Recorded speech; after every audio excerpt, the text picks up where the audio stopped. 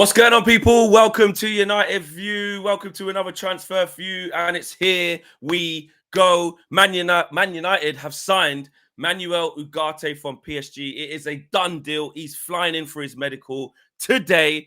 The fee has been agreed. We know what we're going to pay for him. Ineos have cooked. Ineos have worked. They've remained patient. They've knocked money off the price tag, quite significant, nearly £10 million, by the way, before add-ons.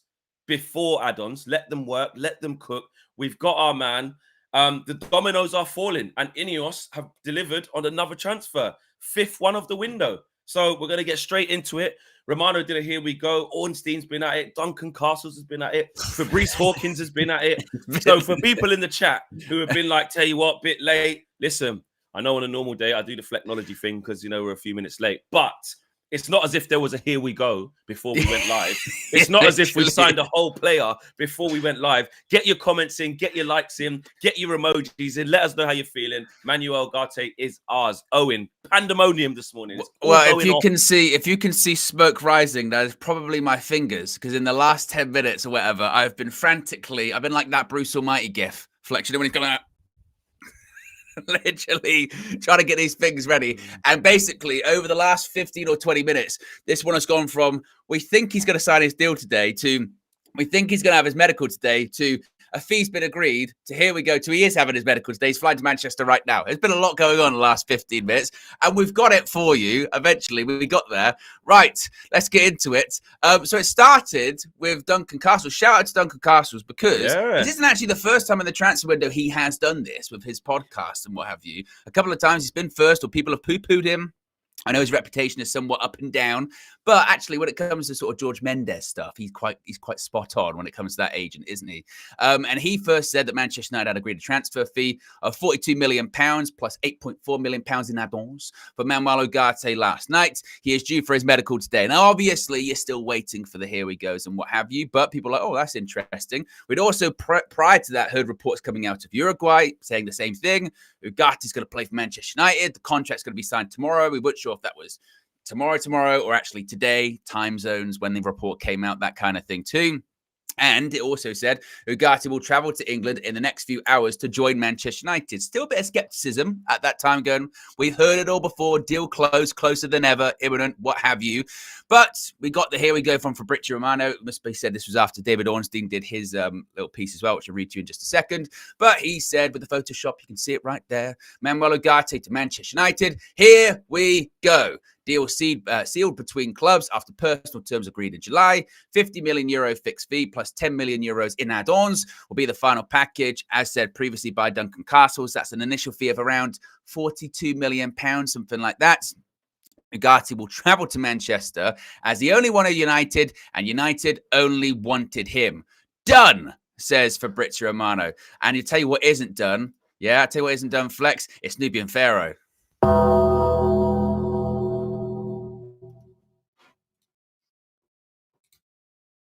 Great news.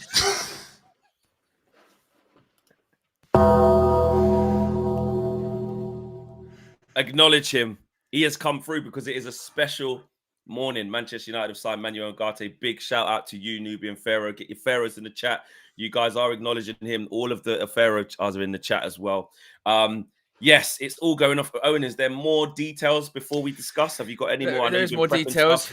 Yes, from David Ornstein. He basically said the same sort of thing. Everyone says the same thing now, but David Ornstein said Manuel Ugarte is travelling today to undergo a medical ahead of completing a proposed move to Manchester United for £42.3 million plus a further €10 million in add-ons. Interestingly, and this is how we're going to get into now, I think, when it comes to one, I don't know why we have to keep doing this, but once again, giving Ineos some credit by saying that Paris Saint-Germain wanted a fixed fee for the Uruguay international, but United's €10 million in add-ons will be bonus related and linked to the players' performances at Old Trafford. So we don't even pay it if he's crap. Exactly. It's not even a case of that. United have been exploring a deal for the 23-year-old Ugarte, but were reluctant to meet PSG's initial asking price, which was around €60 million, which is £51.4 million. So waiting, biding their time, negotiating. What happened? The price came down. Again, I don't know how many times we have said this in this transfer window. United had considered alternatives, the likes of Sander Berg. A deal to Sofian Amrabat wasn't ruled out as well.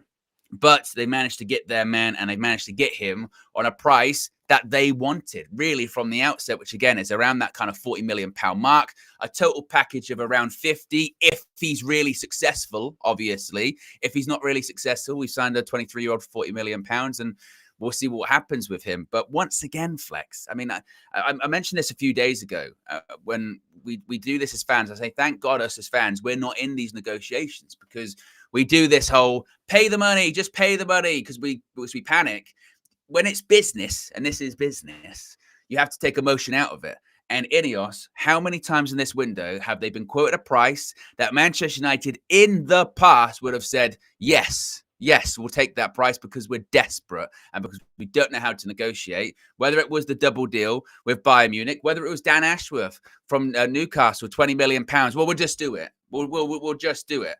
And then Ineos go, no, we'll wait. We'll wait because the price will come down. And every single time the price has come down, every single time they've got what they wanted for the money that they wanted to spend it on. And on a tight budget, it's not bad going by Manchester United and Ineos, is it? It's not. And we have to put this into context, right? I'm going to bring in the other signings in a little bit. But just to extend on what Owen said, I think we need to give Ineos a lot of credit, because a lot of us have been sort of maybe skeptical to give credit based off of what hasn't happened yet. You know, a lot of us have been skeptical to give too much credit in terms of, well, you know, is our team actually better yet? And, you know, that's on Eric. Like, once the players arrive here, it's on Eric to work with them and the coaching staff to deliver. Not Ineos's, not Ineos's problem, because obviously they identified the players, but we have to allow that to work, right? But I'm just talking about specifically our negotiation and fees.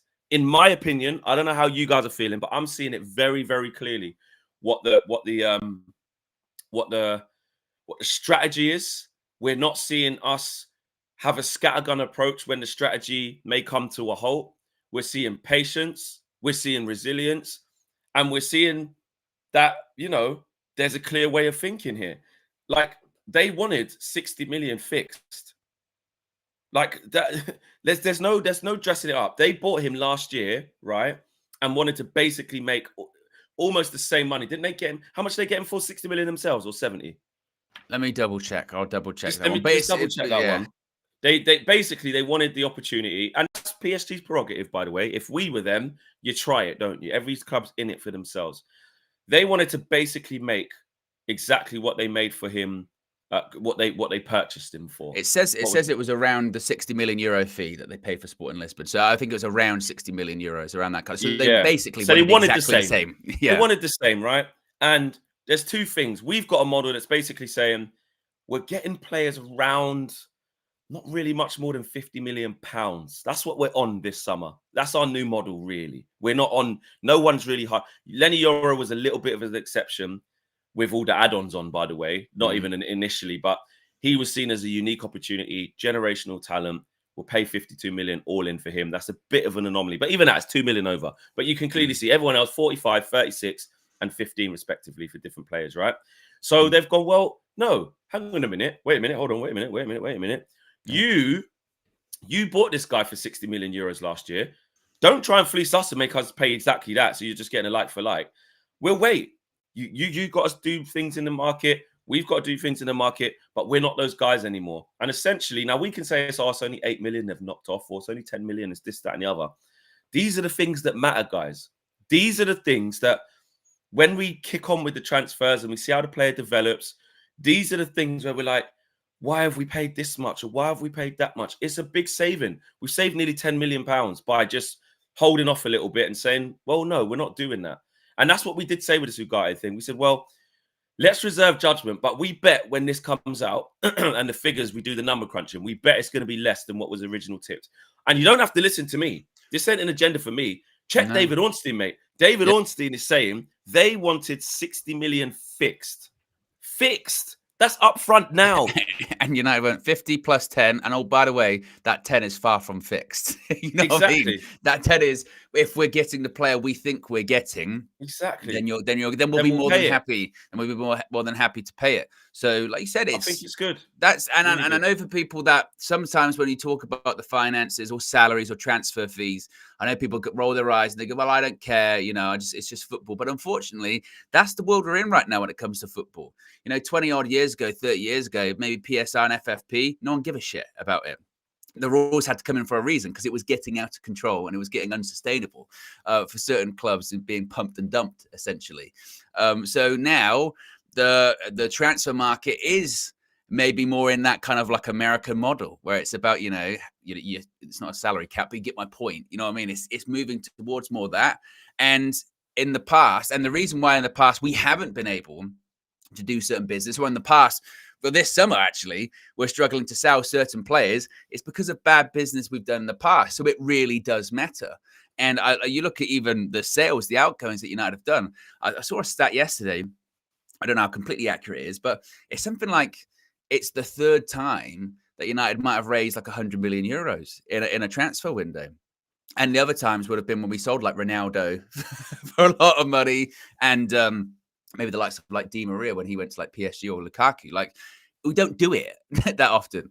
And the fact that we have signed Ugarte for 40 odd million quid with the add-ons, permanent deal, suggests that Man United very, very, very, very confident that the McTominay deal to Napoli is happening. There's no way that one's going to fall through, basically. They're sort of suggesting, isn't it? And possibly more could happen with Jadon Sancho. So when it comes to sort of future business in this window, I don't know if Man United stop here. I really don't. I mean, the fact that there is still a few days left and there might be some wiggle room, I've been saying it all window flex. I think anything's possible. Now, I don't think this means, you're not going to go get Raheem Sterling or anything like that stupid. But I mean more like, who knows? Who knows what we do? And also just moving forward, we said one of the things we wanted out of this transfer window, obviously we wanted certain positions, certain players, but just as a whole, when you take a step back and look at, you said one of the biggest jobs Ineos have to do in this window is repair Manchester United's reputation from a negotiating point of view. 100%. You have to, and that's not easy. It's not easy to do because we're laughed at. And to be honest, for a portion of this window, we've still been laughed at or whatever, and probably coming out of it, they'll still try and laugh at us because of the results on the pitch. But I think what Ineos have done, like I said, with the numerous examples now of going, I tell you what, actually, United are driving a bit of a hard bargain. And I tell you what, actually, United are, they'll get their price. They've got their price each time. And I think when it comes to Erik ten Hag, I think you can argue Erik ten Hag hasn't been backed in his transfer window. Got 5 players. Exactly. 5 players. 5 players in their first window with, like you said, watch this space on Sancho. We have seen reports that, there's 1 major signing and 3 sales to happen. So that's what was it? Hannibal, McTominay, and Sancho, was it? I think maybe the 3 outgoings at the time. Yeah, there was a weird thing. Hannibal's gone now. So did you see Lindelof with his wife when she was traveling? Yeah, she was going. Here we go. Yeah. You never know. Like you said, Owen, you have to sort of be like leading into these last 4 days of the window. You have to be a bit like, I'll tell you what. But I think the main thing, and even Eriksen's a weird one as well, because I'm surprised nothing's really. Some like this might trigger that as well. Yeah, I think something could happen there late on because his would be quite low cost and he could just go sort of thing. No disrespect, I just think it could be done quickly. But what my point was that you have to look at the players that we've got in, and that's so true about the back end. 5 players in this window, right? And the fees that they've got them for. What this represents to me is a clear pivot away from what we were doing last time. Like, it's as clear as day. Yes, you can say, well, we're potless. We don't even have the money to spend 80 million on 1 player. Well, no, hang on a minute. Let's look at total how much we actually have spent. It's just how we spent it. We spent 52 million on Euro. We spent 45 million on De Ligt. We spent 36 million. That's add-ons included, though. And these are add-ons included. These are actually all in. So this is actually slightly less. As it currently stands right now, this is currently less. And we've paid 15 million for Mazraoui, which was basically 12 something in it, and then the few add-ons. So, I mean, my maths is not great. What's that? 50? What's that? 90? Let's just round it up to 10s. 10, 20, 30, 40, 50. Let's just say with add-ons included, we've spent like 160, a little bit like more. And then, actually now Ugarte's as well. So close over to like 200, right? But the way you spread out that 200, rough, obviously that's just me just rounding things up and down. Roughly, we do have money to do something stupid. Like, as in, let's spend 80 million on this one person, like what we did with Anthony. Let's spend 70 of this 200 on just Casemiro, or a type like that, 30 plus 5 years. You know, let's do stuff like that. And we haven't done it. And then I look at the age of these guys. Well, Lenny Yoro, we know all about how young he is. 18, one for the future, generational talent, etc., etc. Matthijs de Ligt just turned 25. Zirkzee, what is he? 21, 22? Young. Yeah, early 20s. Yeah. Mazraoui, a little bit older, more experienced, but the lowest cost out of all of them. Still not hardly old, you know. It's not old. Yeah. Ugarte is 23 years of age. So we're securing players. We've pivoted from expensive players in just stupid periods of their career, and we've gone to younger players for a certain age profile. Now we need to let the signings cook. We need to get them all in, get the window shut, and let's see how they marinate to see if these are good signings. Let's see how Ugarte fits into our team. We will judge the next bit in the next phase. We can't judge it yet because I know a lot of concerns have been we don't need a destroyer. We actually don't need someone who's going to just run around and kick people who's not that good on the ball. We need someone who's going to dictate the tempo. Now, we'll see. We'll see who was right about that. You know, have I watched Ugarte 90 minutes for the whole season last year? No, I haven't. I've seen him in a few games in the Champions League, and I've seen him in a few games for Uruguay, plus obviously what research we've done on him and looked at his stats. So I can see what type of player he is, what attributes he holds, but how it transpires into our team, we got to wait and see whether that's the right or wrong move. But it does feel like, the way I look at it, I think we do need someone who wins back the ball really well. I think we do need someone who can cover a lot of ground and be combative. And maybe we are downplaying. I'm not saying he's fantastic on the ball. He definitely isn't. He definitely is not pick the ball up off the back four, spray diagonals and tempo, set the tempo. He definitely isn't that. I understand that. But for how we want to play, the attributes he does have in terms of recovery speed, traveling with the ball, winning fouls, ball regains, winning duels, ground duels, not giving the ball away half as much as Casemiro. Those are things that we need in our midfield. Those are all things Scott McTominay can't do. So it is a complete different transfer. And I think it looks like we're getting the right profile of player, but we have to wait and see. Yeah, and also as well, I think it's worth pointing out because I see in the chat someone said, ask yourself why PSG wanted him gone after a season. We do this with everyone. We do have everyone with sign. I would recommend this, and again, this is a while back now, when Flex did the interview with Kevin Hatchard. And I actually was looking yesterday on social media in sort of PSG fans, you know what I mean, on social media. Largely, the understanding is the reason that PSG wanted him gone is just because he doesn't just fit what Luis Enrique wants him to do. It's not even a reflection of him being a bad player or anything like that. Luis Enrique really wants his free midfielders just to be complete ball-playing midfielders. He doesn't really want a sort of destroyer, as it were, in his midfield. And PSG had earmarked Ugarte as a bit of a fundraising player, but wasn't actually anything totally against him as, oh, he's rubbish or anything like that. If you ask some PSG fans, actually, they're like, wow, we're a little bit surprised, really, considering we just signed him last year.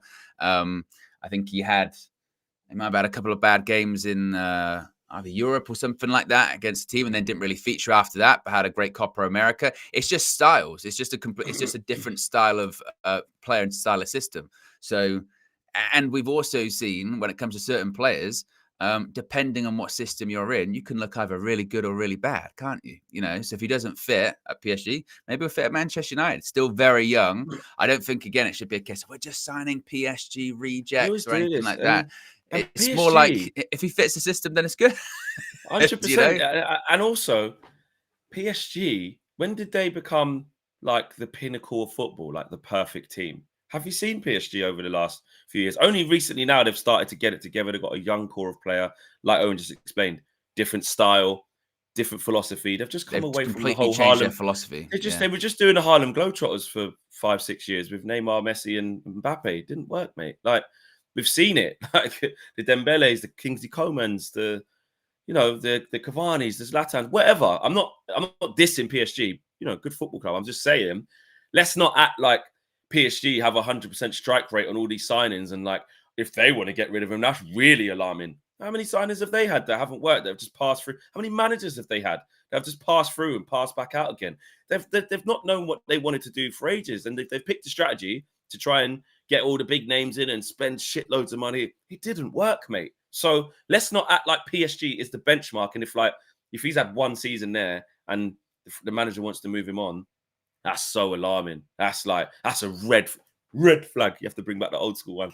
You have to bring back that one. But it was the same with Delit at Masraoui, wasn't it? It was like, ask yourself why, red flag. And then you get reports literally over the weekend going, apparently, Vincent Kompany said to Delit, well, if I had my way, you'd be my number one defender. But for some reason, we won't talk about it. But we won't talk. We won't talk about that. Do not talk about that point. Do not bring that valid point to the table. Just stick with Eric Dyer plays ahead of him because it sounds better. It's not true. It's not true. Happen. Sounds good. Yeah, it sounds good. Eric Dyer did not play ahead of him. It's a complete lie, but just make sure you say it. And this is the thing, guys. Look, we know this, innit? We've all been there. People will have opinions on this and say there'll be one of two things again, right? Media and rivals or whatever would say, Man United, stupid idiots, always getting their pants pulled down. Look at that, 70 million. Only last year, let's just rewind to last year. We paid 74 million or 72 million all in for Rasmus. Insane, insane. Like you talk about pants pulled down. That is, and this is no slight on Rasmus at all. We valued him at 40. Mental. Like how we got Joshua Zirkzee is exactly how we should have got Rasmus Højlund, right? Maybe even less because he's even younger, right? Rasmus was 18 when we got him, no? Or something like that. Was he 19? 19, 20. He was 19 and he turned 20 when he was now. Oh, flex. There's more.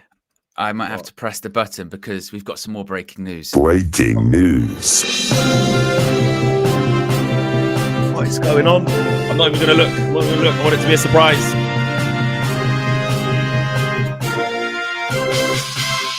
David Ornstein has tweeted in the last 30 seconds saying Scott McTominay is expected to travel to Italy today with the aim of finalising a move from Manchester United to Napoli. The agreement in principle between Napoli and Manchester United on a deal worth over £25 million is advancing towards the completion of personal terms, which once again, no shock that suddenly everything's suddenly advanced just like that with Manuel Ugarte because they know domino. Scott, yeah, exactly, domino boom. Scott's flying to Naples.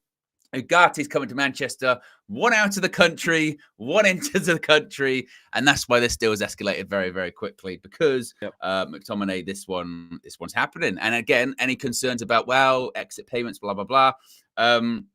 Ornstein is saying that Manchester United midfielder Scott McTominay is expected to travel today, Tuesday. I appreciate putting that in there to complete his move to Napoli. The Athletic had reported previously a fee had been agreed for around £25.4 million for the Scotland international, with United retaining a salon fee, by the way, as well. So they get over £25 million of pure profit plus any pure profit of a future sale if he does well. The McTominay news comes as Manuel Ugarte is travelling to complete his medical to Manchester United. United's view is that they were reluctant to lose him. United's view. I know. When I see that, I go, "Oh God!" They're reluctant to lose. It was a reluctant trademark. They were reluctant to lose him, but could not guarantee the minutes he wanted. McTominay is a product of United's academy, meaning the sale represents pure profit and will help United when it comes to the UEFA and Premier League financial regulations. And yeah, that's about it. But certainly, like you said, flick.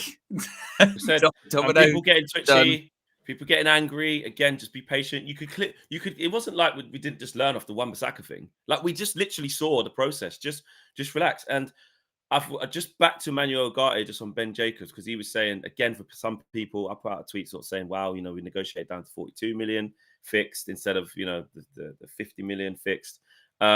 And some people just still in the comments just not. I don't know if it's just maths or just trolling on purpose. They just don't get what we're saying here. Well, and also it means when you this is the problem. You can't, if you're going to be happy, it's almost like you have to be happy about everything. If you're going to be unhappy, you have to be unhappy about everything. You can be happy with this deal and also unhappy that we lost at the weekend. Correct. You know what I mean? They're not the two. Don't have to correlate. We're not fit. Man United are not fixed. You know what I mean? No. Man United are not fit. We're not. That's why I said earlier on the window. This whole thing of United are back is bullshit. You know, all that kind of stuff. No, but you can be happy that got a player that I think we need for the system. There's still a lot of work to do. You know what I mean? Still a lot of work to do. Eric and the players still got to pull their finger out, certainly, and it's got to get better, and they got to get results. But hopefully this will help. And certainly, I think Ineos will look at it this window and go, could we have we had hoped maybe to get rid of some bigger players, you know, like a Casemiro or whoever. Anthony couldn't really do that, but we've done a pretty good job, you know. Yeah, we've started to clear out of trimming the squad and getting in what we can do. But to make it very, very clear, PSG wanted 60 million euros fixed. Manchester United said, no, we're not giving you 60 million euros fixed, which is 50 million pounds. What we are going to give you is 50 million euros fixed. So 10 million euros less than what PSG wanted, which transpires into 42 million pounds. Hence why they've knocked off 8 million pounds, nearly 10 if you round it up. Okay. So just to make that clear, we basically, in layman's terms, I'm not good at maths. I'm shit at maths, but they wanted us to pay 60 million fixed. Now, give us that fixed and then add-ons. But we said no. What we will do is we will give you 60 million all in after the add-ons, but we'll give you 42 million pounds now with about, 8 millions in you know, success and deliverables and appearances and whatever the makeup of that contract is. But essentially, this is costing us 42 million pounds now, but they wanted over 50 million pounds now. Hence why there's a saving of nearly 10 million. With the Scott McTominay thing, I think it's interesting to see, like you said about, you know, for PSR as well, that represents 100% pure profit. I saw Rio's react yesterday with Peter Kenyon, which was interesting. And he was basically saying that, and they were both saying that Scott has the United DNA. And I saw the comments because I thought as soon as I saw that as a head, like the title, I thought people are going to just comment on this without even listening to what they're going to try and say. And they were basically just saying, like, he's a good pro, he gets it. And from Rio's perspective, he's saying, like, in a title-winning team, in a team that is, you know, going to get to the top, you need not journeymen. That's probably a little bit of that's not the right term. But you need players who understand they're not in the starting team. You need players who can pitch in and get your goals, be professional, turn up, and understand their role. Not everyone's a superstar, basically. And he spoke about people like Wes Brown, John O'Shea. Don't know if he said Park Ji-sung, but I would add him in. Fletcher. And look, I know, like, to Fletcher, Scott McTominay is not that. Like, he's not. But he is a good pro. And it's interesting to say that club were reluctant to lose him, but couldn't guarantee him the starting position he wanted as well. So you have to look at that and say, like you said, we actually know that Eric likes Scott. In terms of having a player like that in your squad, you're gonna like him in it. You ask him to do a job, wow. He does it. He trains every day. He doesn't like him enough to start him in midfield or, you know, in a pivot, or he's like, listen, here's your role. But essentially, the time has come. Like, if we want to turn our fortunes around and go in a better direction and play better football, etc., it's not going to involve Scott McTominay, guys. He's been a fantastic servant to the club. He leaves the club with over 250 appearances for Man United. Like, he's a very experienced player, but the natural ceiling has been reached, and we will miss him. But he's reached that shelf point, and actually, he deserves it. At this stage of career, he wants to start every game. He could do that in Napoli. I think with that, you know, I mean, I do think when they go, well, United reluctant to let him go, it might be a little bit of just, well, if you really want to go, you know what I mean? You know what I mean? Yeah. That kind of thing. To me, I look at it like the Wan-Bissaka situation. You come to a point, fork in the road, and you go, right, he's got a year left in his contract plus an extra option. What are we going to do? Are we comfortable giving him a new contract for like 5 years or something like that? The answer is no. And like you said, the natural ceiling has come. Eric, I think, will also, you know, be very complimentary about him because, let's face it, his goals might have helped keep him his job last year. So, of course, he'll be complimentary about him in that regard. But he was always McTominay earmarked from the beginning of the window as a player that could raise a lot of money because he's an academy player. And also, like you said, if you're going to really move on and progress, he's not really in your plans when it comes to that. We do have to move away from that kind of, they're just happy to be here, but they're really actually not good enough. Those players that you mentioned or Rio mentioned, that maybe were the sort of squad rotation players, but they delivered consistently and they were really good at what they did. You know what I mean? For instance, you mentioned like a John O'Shea. We could play at every position, basically every position, and was consistent. McTominay, it has taken us. God, I think when did he make his debut under Jose? Wasn't it? So around like 2018, something like that, 2017. It took us to like the last couple of years to realize that all of those other positions that he played in, he actually can't really play in those positions. It's not his position. He should probably play a bit further forward. And when he does, he scores goals. But if you have to get him to do anything else, you can't really do it. So the fee we've got is a good fee. It'll be interesting to see how he works in Napoli under Conte. That's a really interesting transition for him. And if he's playing every week in Serie A, good for him. I mean, when you watch like Scotland play, and I know watching Scotland play, in international football, they tend to get beaten quite a bit, but he's their best player more often than not. You know what I mean? And they look to him to score goals or what have you. So if he wants to be playing regular football, can't be at United.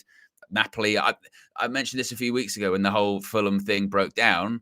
I'm not shocked that he would go, I'd rather go to Napoli than Fulham. I mean, I know Napoli had a really poor season last season, and they've gone for a few managers since they won the Scudetto a few years ago, and they're not the same Napoli team, but it's still a really big club, with an absolutely rabid fan base, a recent champion, a recent Champions League semi-finalist as well. So why not? Under Conte, because usually, particularly in Italy, where Conte goes, he ends up winning Serie A. I know they have not had a good start to this season either, but you never know. You never know. So good move for him. Good move for United. Help get the Ugarte deal done. All good. Let's get into the super chats and get into what you guys are feeling about this deal. If you haven't done so already, drop your comments in the sidebar there in the free seat section, so we could go to that section too, as well as your members chats for your exclusive perks and of course super chats. Everything United says, Ugarte's great news. Got to improve our attack. Need to get back to that. Attack is our greatest defense. Vibes back. Big up Flex, Owen, and everyone. Big up to you, Everything United. And Ronnie says, hopefully we see Ugarte on the bench for Liverpool. GJ, been a member for 15 months, says, I like Ugarte deal. Good price and young. Still feel we need another midfielder who is tidy with the ball, can keep possession, great passing, and hard to press. You missed Lilio's as well, by the way, Flex. It was the top one. Go back up. Oh, my bad. Sorry, Lil Yo. I thought we did that one. My bad, bro. Lil Yo says, Ugarte, here we go. And Oasis are back. Legendary. Yeah. Big up any Oasis fans. Larry says, are you not an Oasis fan? I like their main songs. I wouldn't go in the car and listen to them. I respect them for the songs they had and how cold. It's graceful. Absolutely disgraceful. After this, I don't like them. I would call myself a fan though. Poor, and I mean poor. Like, I like their main songs. I'll sing Wonderwall and all that. Like iconic songs, iconic band, unbelievable. I wouldn't go. They're not on my playlist at all. Disgraceful. Absolutely disgraceful. Yeah, just not. I've never got in my car ever in my life on the way to Old Trafford or anywhere driving and gone, need to hear Wonderwall. Let me put it on now. Yeah, but to be honest, Wonderwall is overplayed. Their best songs aren't those songs. You know what I mean? They're not. They're the best ones, aren't those songs? Yeah. But and just in general, Oasis. I've never gone. Let me listen to that Oasis album. Never, ever in my life. Flex. But I don't listen to rock. I don't listen to it like that. I don't listen to that genre of music. Like any band in rock, or are they classed as rock? Would you say? Yeah. Any rock band. It's not I don't listen to that. So I've never put on an album of Kasabian or U2 or Nickelback or. You don't do Oasis and Nickelback, Flex, yeah. Blink 182. You better watch out because we are come for you. Blink 182? Is that? But Oasis, it's it's iconic, isn't it? I it's agree. Brit Yes, rock. it is It's the sound iconic. of the 90s. It's just Absolutely. And that's why I respect him. Hey, mate. Yeah. Hey. Fucking hell, mate. Yeah. Hey. Yeah. Got my hands in my pockets, mate. Yeah. Fucking hell, mate. Like, yeah. Iconic. Yeah. That's why I rate them. And like, I understand who they are. Big man in this game. But I wouldn't go in my car, go to Oasis, search and put it in play. I wouldn't do that. So I don't know what you want me to say. If that means I'm not a fan. I don't really say anything. I'm not sure I've ever heard Oasis and Nickelback in the same sentence. I'm not sure. Why ain't Nickelback a rock group as well?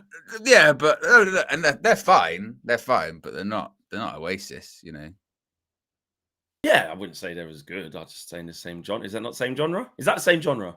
Yeah. Well, the problem is when you get into rock, there's different subgenres about it and all that as well. The way when sometimes the dancehall stuff goes for you, the rock thing, if you started breaking down certain things for me, I ain't got a clue. So I'm gonna step back. I'm gonna fall back. Back to football. But big up any Oasis fans. Larry says, I fear this isn't right. This isn't the right fit. Needed a controller to dictate the tempo and anchor our midfield, our build-up, sorry. Another destroyer won't change our style. He'll just chase transitions like Casemiro does. Hope I'm wrong. A lot of people have, sort of tried to allude to this, though. And actually, I want to talk about that in a minute, Owen, and I finish these, about where he fits and let's look forward. Spacer Die says, based on Ten Hag's play time for new players, we should be expecting Ugarte on the pitch by 2026. Excited. And Joe Fleming says, Ineos have pulled a duckling blinder. 8 in, God knows how many out.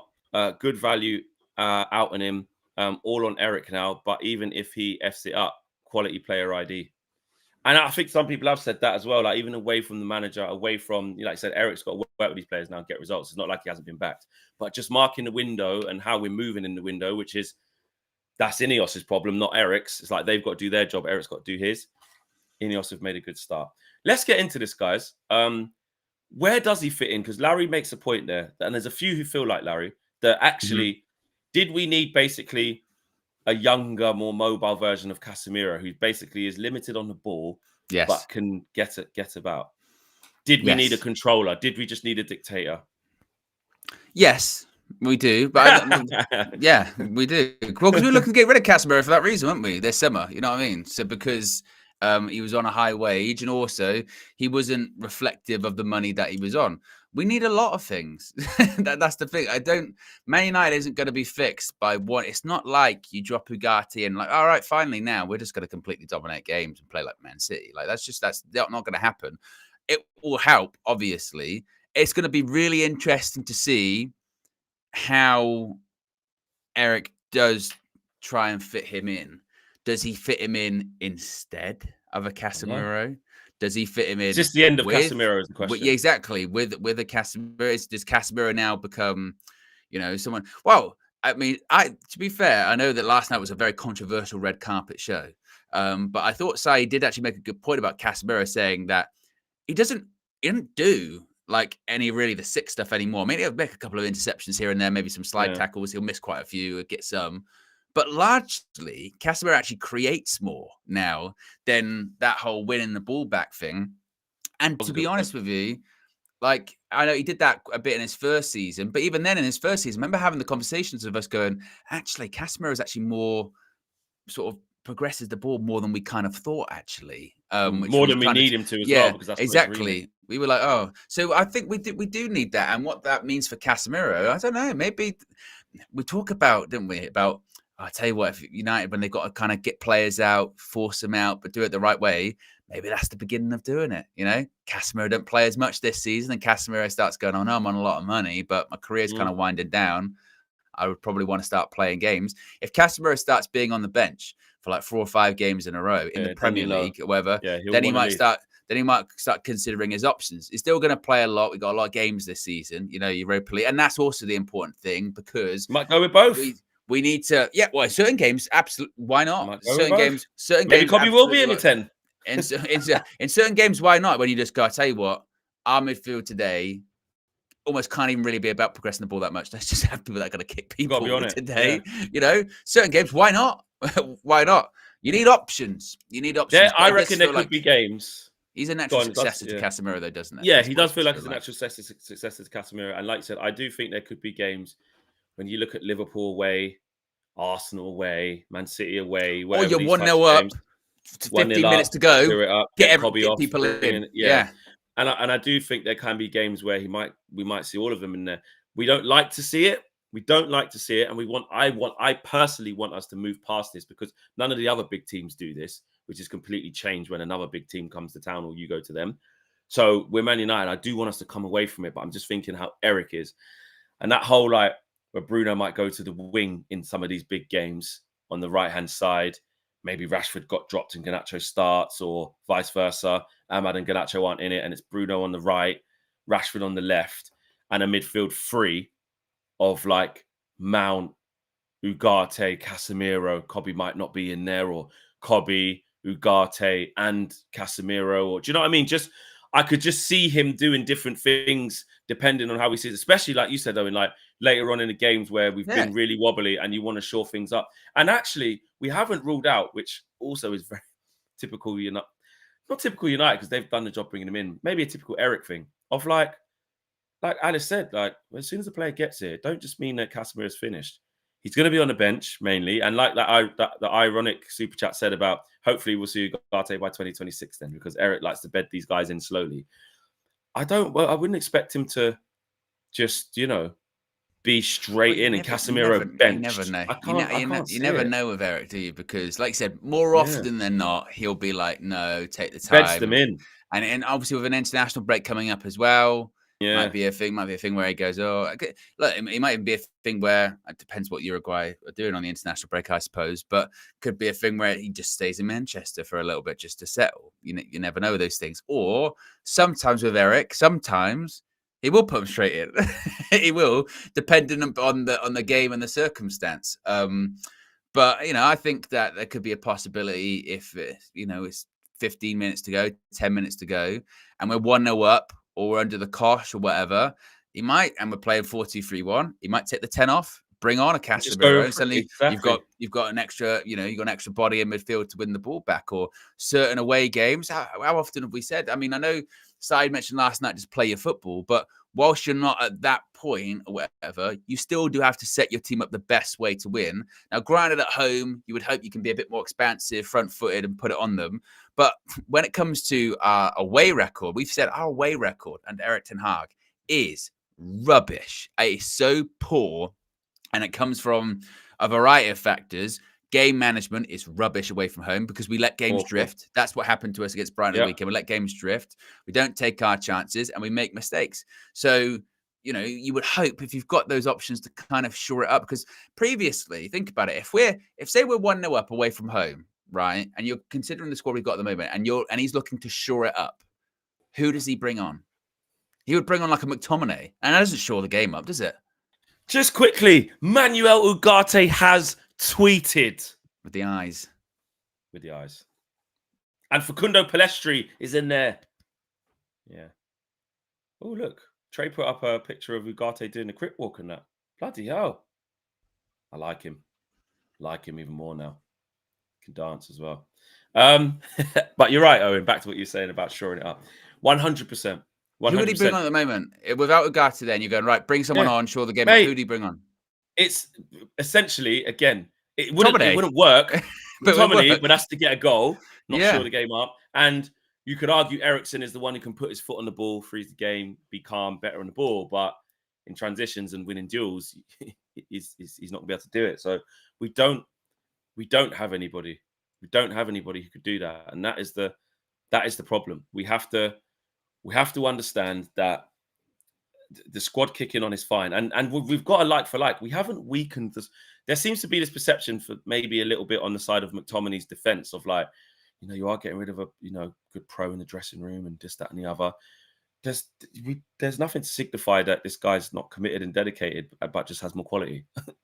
So you could say, even if you keep everything the same and you bring on Ugarte instead of McTominay, of course they offer you different things, but there's nothing wrong with that. If we put now Casemiro to the bench instead of McTominay and start Ugarte, again, the team is stronger. So it's like, It's not like we've just lost a midfielder and we're not replacing a midfielder where we're light in midfield. If we would have just gone and bought, like, I don't know, another centre half of this, say all of this McTominay to leave was for another centre half or another striker, number 9, it'd be like, well, yeah, I get that, but mate, we've just lost another midfielder. Midfield's really weak. What are we doing? You need other positions, don't you you? know what I mean? You need other, because even I know with like Casemiro and the legs going blah blah blah, but when he does get injured, then there naturally does become the conversation of, well, who's going to win the ball in midfield then? And naturally that goes to McTominay, and we go, yeah, but McTominay's not. That's not what he is, and we know then. Oh, that's not going to really be what we need, is it? So. You're now looking across in more positions in that team going, right, what happens if that person gets hurt or that person can't play or that person's tired? Okay, you can swap that person and you can swap that person out. Like, you do need options. Now, I would say that moving forward into next summer's transfer window, you'd still probably be looking at getting rid of Casemiro and getting another one in. Even in this window right now with days left, I think if you could find another midfielder, low cost, maybe a free transfer or something like that, I think United would consider it. I'm still beating the drum for their left back. Still, I believe. Do you reckon we can get one low cost, just bring Reguilon back on loan? Yeah, do it. Be perfect. Do it. He actually, for what we need for now, just for get him balance, for a year, purely for balance, purely to have someone that's left foot. Who's left footed, and just. I know he's not, and I know he's not like great or amazing or whatever, but just do it. Just do it, and again, and to tell you what, Flex, given the track record, the injury track record of Shaw and Malacia, if Reguilon came in, and exactly, if Reguilon came in, he probably played more games than both Shaw and Malacia this season. Even though Reguilon did get injured when he came in last season as well. Yeah, but I believe something. Yeah. I'm with you. It'd be interesting to see now if we just kind of pivot slightly to the Sancho situation. Because, like I said, there were reports saying that it would be one significant incoming and then like the 3 outgoing. So it's not really going to be they get Sancho out the door. But I just think, like you said, you can never say never with Ineos. It depends. I think it's Juventus have made it clear, haven't they, that they want a loan. Yeah. It's like I said, I just trust Ineos that any sort of agreement for a loan has to help us. If it's just, we're subsidizing a lot of wages, but he's not here. They have to balance with him being here and not necessarily being a starter and playing. How conducive is that to the squad, the energy around the squad? You don't want a bust up again, etc., etc. Versus don't be paying loads of money to just make him go on loan, which doesn't help us. So if you can get a loan with an obligation and like I said, it frees up money, or you can get most of his wages gone, so you can loan another player and do our own obligation because we're like that money or option. You know what I mean? If it allows us to get a loan for someone else, then hopefully that could help. Well, and also I mentioned this a few days ago too. If it does get too close to the deadline and can't get it done, but we do get rid of some of the players, having that money ready for January is not the worst thing in the world, because we don't participate in that window ever. We don't participate. And actually, if you look at teams that have been successful over the last few years, January is such a turning point, because suddenly players that maybe weren't available right now become available, and you can add a player or two into your team, and that can change the course of your season. And next thing you know, you go, actually, we're looking in a pretty good position here, or we've got this extra player that we didn't think we had, or at the time, earlier on the season, we didn't think we were going to be in this position. We've got this extra player, we can kick on. So being able to actually participate, because we're in a good financial shape in the January transfer window, is not the worst thing in the world. I know it's not what people want to hear at the end of August, because you want to be like, I want the players now. But sometimes it's not the worst thing, because players will become available. Players absolutely will. And then it's good to actually have those more options come January as well. So, yes. Agreed. From Everything United, actually, no, Red Devils Down Under says a bit delayed, but I love how people refer to these deals as Ineos. Yes, it's Ineos appointments, but this is the new United, and I'm here for it. Ugarts, big up Ugarts. And Everything United says one more signing before the deadline day. Left back ? Or winger ? Joe Fleming says guarantee Sancho gone by deadline. Ineos are levels. Joe Fleming is having the ruthlessness of Ineos.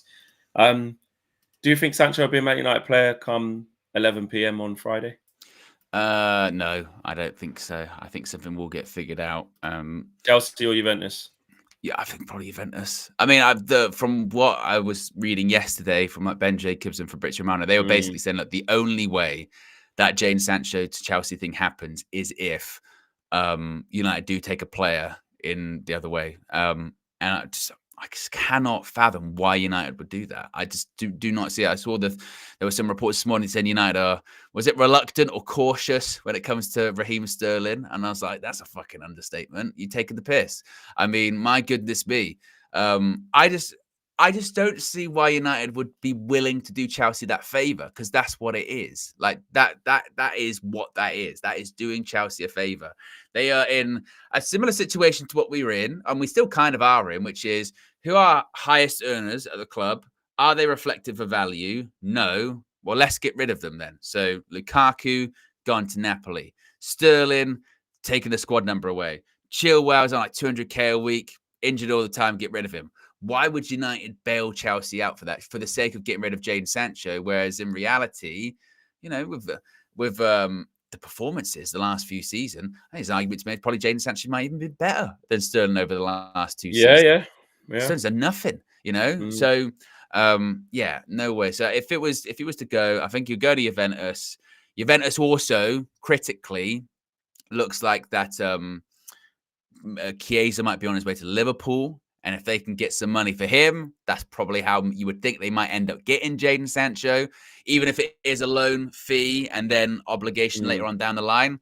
So I think he ends up going to Juventus. I think there's enough moving parts there. Yeah, There'll be also what happens on the Chelsea front with Sterling and Chilwell. Yeah, they've got to go somewhere. Well, they don't come here. Yeah, exactly. Obviously, Cooper Miners is going to Juventus. That was a here we go. That deal was a 52 million fix plus 7 million in add-ons, all in euros, 5-year deal. So they are, you know, they've spent on that. Chiesa, like you said, Liverpool, was that like 13 million pounds? Really low risk for them. Good player. You could argue Liverpool that's not a priority for them. But again, when things come in the window that are cheap and go for it, you definitely take Chiesa as a low-cost gamble. Yes, he's had injuries. Hasn't been the same since that Euros. Was it Euros? Was it World Cup? Euros, isn't it? But he was unbelievable. Yeah. But it's a player that, again, you know what's in there. 13 million. If that was us, we would say, but I'll tell you what, Rashford's been not being great. 13 million. I'll take it. Chiesa? Yeah. It's not priority. It's not priority, but yeah, hasn't he done like both his knees or something like that? Yeah, it's a big risk, but it's a really low cost risk. I'm telling you now, Fleck, yeah. But if we sign Chiesa, oh my God, we're calling Ugarte and Delict, you know, rejects from their club. If we sign Chiesa, it would be this is what was wrong with Man United. He's got no knees. Liverpool got a good strike record, and this is what I mean. No one's calling out Liverpool. I kind of get it because they've got a good record of buying players and their team's good, and you've got Diaz ahead of like it's like just having a squad. We'll see how it goes. 12 million, then we'll get rid of you. If not, they get to get a player like that who's been that riddled. That is injury. That is like what they're trying to say. Well, and that's a new Liverpool setup. I mean, the setup that was there previously obviously was very successful. That run was under Michael Edwards, I think it was previously. Yeah. And is Michael Edwards the ones that came back? Is he the one that's running again? Yeah. The point being is, but there's been the one who does but there's been changes, hasn't there? So it is like, and because they've not signed anyone, it's kind of like, wow, how good are you going to be? But like you said, because they've got the reputation built up over several years, they must know exactly what they're doing. Could you see him going in there? Obviously, with all this stuff like injury prone and stuff, I don't know how to ask him. But could you see him just running around, getting goals, and just being part of what Liverpool do? Because I can. Oh, of course. But again, is that based on reputation? What do you mean? Just because they're Liverpool? Well, is that based on the fact that because they don't really recently, they haven't done transfers that miss. So when it brings them, of course it'll work out. Yeah, that's what I mean. Exactly. Because they've got a good strike rate. It's like, well, they can not afford to, but they won't get bashed. If Man United got him, they'll say that, well, look at the injury record Man United just had all last year and you go and get someone who's done both knees. You know, even though that's what I'm saying, the perception has to change. Like the perception of Liverpool is not what it is on us. And obviously, like they said, they haven't made signings, and it's not even stupid old Liverpool. Look at them, you ain't even made a signing, because it's still like, mate, their team's still good. Like they're still and best. Fortunately, you know, they've had 2 wins out of 2. I still will say with that is they've got the 2 fixtures they have had to start the season. I think any new manager in the league would rip your hand off. Yeah. Obviously, look, I know first day of the season, newly promoted side, you never know what you're going to get, but Ipswich away.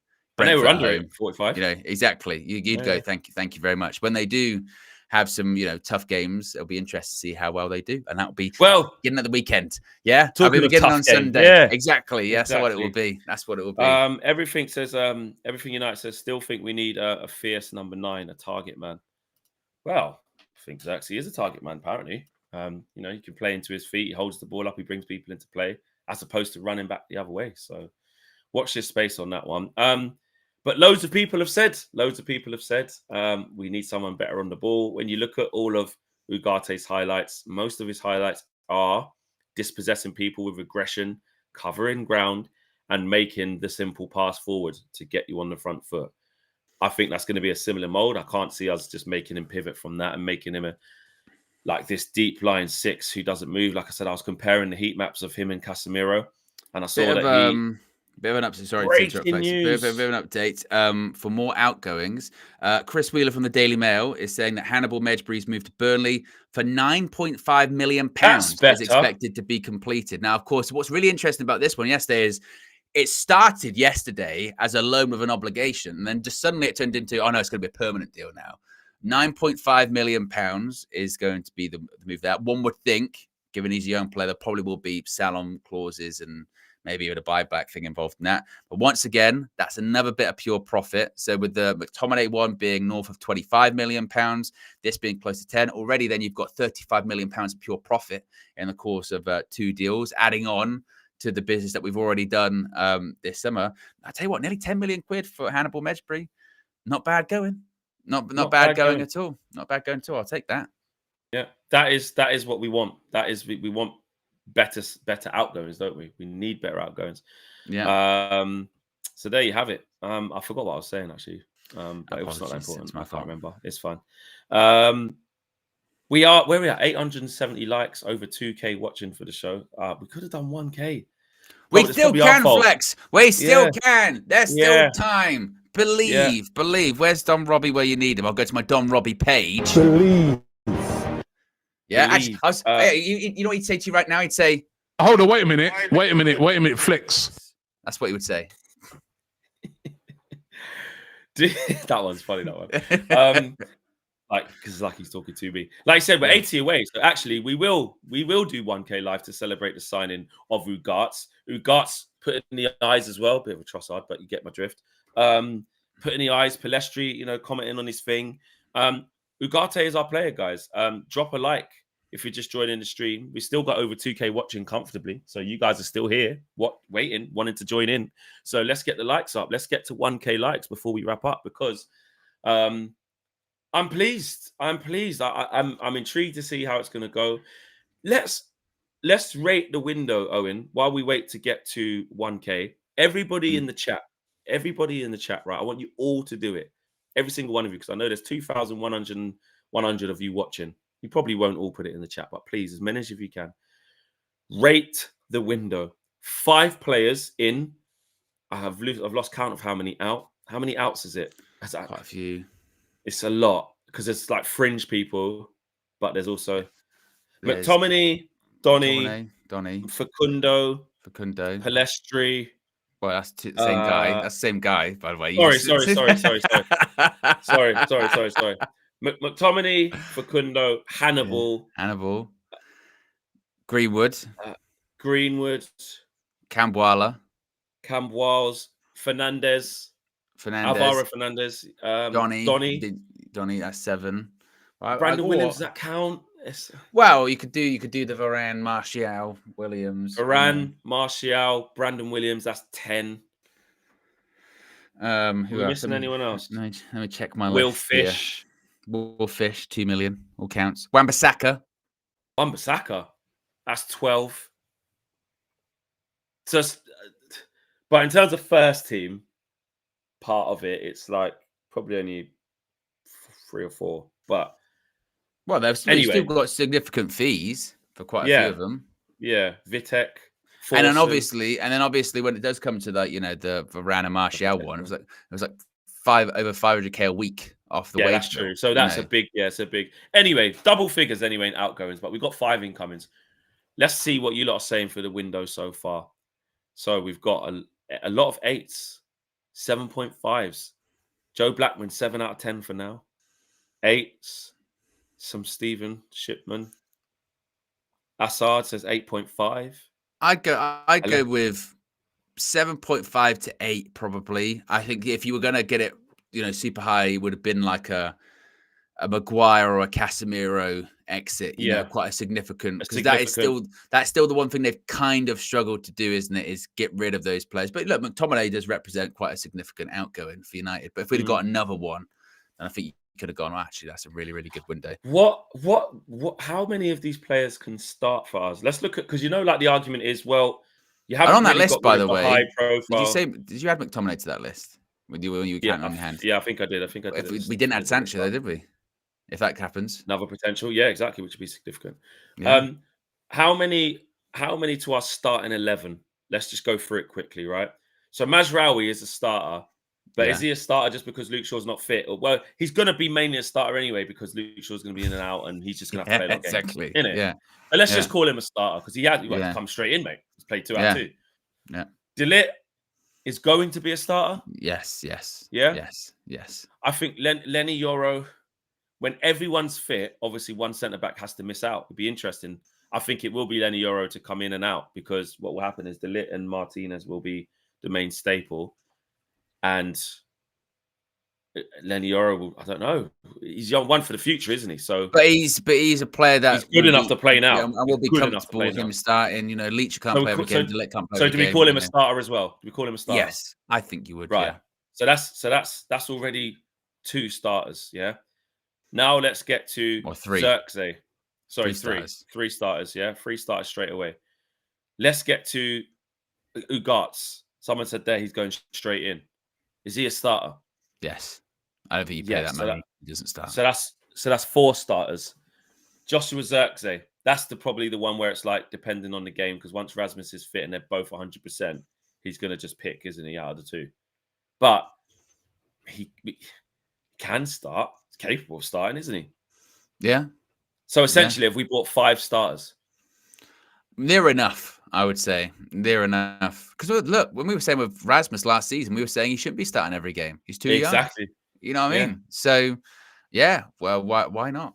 Why not? Yeah. It's certainly strengthened the squad massively. 100 exactly, which is what we're getting at. Open just to finish off super chats before we wrap up. Hold on, wait a minute. Let's click that off. What you call it? There you go. What you call it? Get the what you call it off the screen. Everything United still. Oh yeah, everything United says. Windows at 8 out of 10 for me so far. Good job with outgoings. K Flow says open heart surgery. Here we go. It does feel like a bit like not again. Open heart surgery is get rid of Anthony, get rid of Rashford, get rid of Sancho, get rid of Casemiro. That's the open heart. I get that, but it's hard to do that. But it does feel. We've got several operations. We've had one. You know what I mean? Yeah, exactly. Yeah. Jason says, I think we are very short in the wide area of the pitch if Jadon Sancho leaves because Rashford is out of form. Anthony is rubbish. The only 2 good ones we have are Garnacho and Ahmad. That's an interesting point. That is an interesting point because we don't know what Rashford's going to do, but the early signs are a bit samey. Come on, Rashi. We need thought would be a bit of a spark there, but it's 2 games. We'll let it be, but it's already looking like people want Garnacho to displace him, and you couldn't argue with it. He was taken off in the 60-odd minute. Eric doesn't do that. So even Eric's like, mate. So that's a good point. Ahmad, up until he scored, he wasn't having the best game. Well, he was coming off, wasn't it? It looked like he was coming off, and then he scored, and then changed him. And then with Anthony, I mean, when you see Anthony's coming on, everyone goes. Exactly. So really, then it's only Garnacho that you can hang your hat on and say he's going to, you know what I mean? So that is a good point. And Jadon Sancho, we don't even feel like he's going to get back to that level. So it is true, probably with like another 4. We are far removed. Like with Arsenal at the moment, where when they bring on Trossard, you go, he's going to fucking score, isn't he? Like 100%. That, like you know what I mean? And he does, and he does. You do need that extra option of someone that is actually going to deliver, as opposed to I hope they do something. But exactly, and we're not there. We need more potent forwards. Like look at City go and get that Savinho, get 25 million. Like it's just wow. They already had him, didn't they? You know what I mean? Oh yeah, true. But the fact that they brought him in and knew that like he could be that. You look at Morgan Rogers. I know he's a 10 attacking midfielder, but bringing him in from Middlesbrough, come through West Bromwich Academy, like fantastic. It's just already, you know what I mean. At Villa, Ahmed says if we sell Sancho and 2 more come in, that's an 8. Too many positions still need addressing. 3 of our new signings are for the future. Has to be a 6 out of 10. Interesting from Ahmed there. And All Elite says, could you do a net spend calculation, please? Glory UV. That's a lot of maths. Well, it's difficult to. I was looking at that during the show. The problem is, at the moment anyway, it's difficult to do because there are still a lot of fees that are yet to be confirmed, isn't there? So the Ugarte one hasn't technically happened yet. The Hannibal one, it says 9.5 million, but it hasn't happened yet. The Jadon Sancho one, will that happen? The McTominay one, will that happen? So it's kind of all over the place at the moment. But I think roughly it's like a net spend of like around like 100 or 150 million euros, I think. And it's all in euros on this website I'm looking at. But maybe at the end of the window, it'll be easier to do. Yeah, it will. And just an interesting, Samuel Luckhurst has spoken. He says, McTominay has had an excellent career at Man United, but only stayed last year as Mainu got injured. Still a mistake to have rejected 30 million offer from West Ham. To McTominay's immense credit, he had such an influential season with this game model approach. United want technicians and better for squad balance. They have Ugarte. So he's actually saying, well done, United, which is interesting. He said PSR rules need to be amended to be insensitive selling academy, de-incentivized, selling academy graduates, though. United will likely release Eriksen next year, and Casemiro should be easier to shift. So midfield overhaul has to be completed by summer 2025 at the latest. So he's basically saying we're setting ourselves up for it's easier to do certain things next year. If he gets released, Eriksen, so you keep him 1 more year. There's not much value in it anyway. Keep him in the squad because we need numbers. Won't play that much. Casemiro, he'll have only 2 years left next year, and it'll be easier to shift him. And you've brought in Ugarte, got PSR. Tim Maguire as well, you know what I mean? It will Maguire, yeah. So there you go. Interesting from Samuel Luckhurst. I'll just bring that to you. Well done, guys. We did get over 1K likes. Big up to you. We've got 1,051. So big up to each and every one of you. Right. Flexi.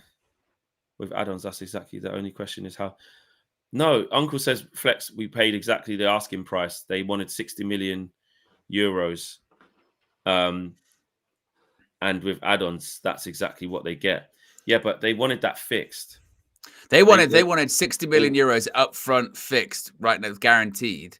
Exactly. And this deal doesn't necessarily represent that because Manchester United have paid, was it 50 million euros up front and 10 million pounds in performance-related add-ons, basically with the mindset of, well, if he does hit those heights we're looking to hit, then we'll be happy to do that. And again, we don't know how easy or achievable these performance-related add-ons are. The problem is when we hear add-ons, sometimes they're really easy, sometimes they're hard. I've only actually heard, to be honest, I remember the Donny deal earlier on this year. I was one of the first times that I actually heard him go, some are easy, some aren't. You know what I mean? Some of them are like, remember the Martial Ballon d'Or clause or whatever? Yeah. You know, so it Monaco depends, probably still hoping for it now. Get Martial that Ballon d'Or. When do you think they gave up on ever seeing that money? What year? What year do you think they went? Maybe like, I don't know. When did he come to us? 2015? Yeah. They probably because when he started his first few games, he scores against Liverpool, he scores against Southampton. They thought we could get this within 18 months. Start spending, guys. Start spending. It's coming. It's coming. Yeah, they probably gave up around 2018, maybe. Yeah, maybe. I don't know. Yeah. Anyway, guys, big up. Pat yourselves on the back, man. Everyone getting involved. We have signed Ugarte. It's been a fantastic morning. That's what you want, innit? Morning view, transfer view, should I say. You want some here we go, some action, players out, players in, deals galore, and have some fun with it. And that's definitely what we have. And we can be excited. Will he be in the squad for Liverpool? It's all about getting him in. Wait and see. He hasn't been in the matchday squad. He's obviously been training. He had a good Copa America, played right up until the final?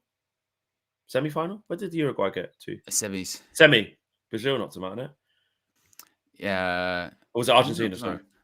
I think it might have been. What was the final? It was Argentina-Colombia, wasn't it? Yeah.